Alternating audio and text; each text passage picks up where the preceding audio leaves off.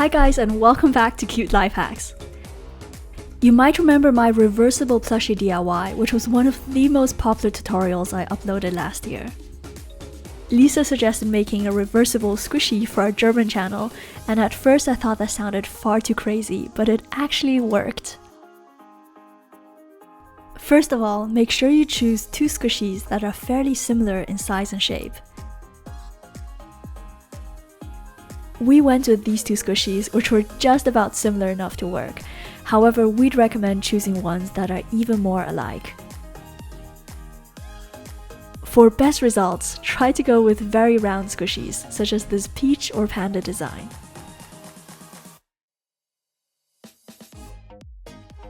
Begin by removing foam from the base of the squishy, about 1 centimeter from the edge. You can use a pair of small nail scissors or a craft knife, but be very careful not to hurt your fingers. Once the opening is big enough, you can simply start pulling off pieces of foam with your hands, which is surprisingly satisfying. The inside of a slow-rising squishy is incredibly fluffy.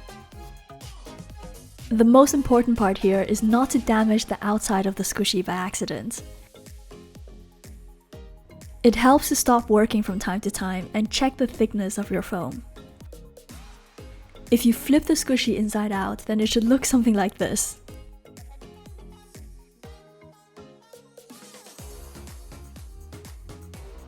As you can see, the space we just made is still clearly too small, so we're going to continue hollowing out the squishy until the other one fits inside.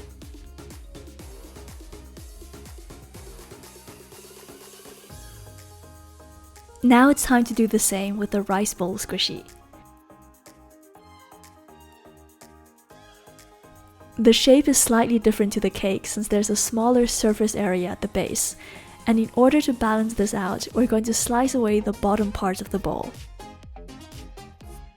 Then, just like before, start removing foam until the squishy is hollow, and take care not to get too close to the outside. This shape is slightly trickier to work with since the bowl curves outward so much, so you have to be very careful when turning it inside out. The rice bowl did end up causing a few problems, which you'll see at the end of this video.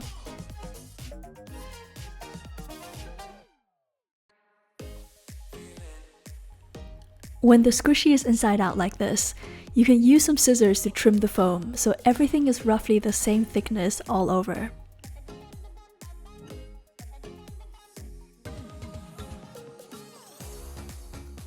Now it's time to combine the two, and we realize that this DIY works best if the opening on both squishies are roughly the same size.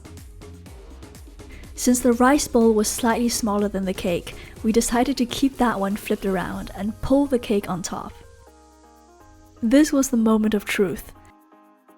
Even though the edges aren't perfectly smooth, you can see that this method actually works for making a reversible squishy. Unfortunately, the shape of the rice bowl was still a bit too small, so it started to tear at the base here. We tried to fix this by hollowing out even more of the cake squishy. By removing more foam, you're effectively reducing the entire volume of one squishy, so it should fit better inside the other one.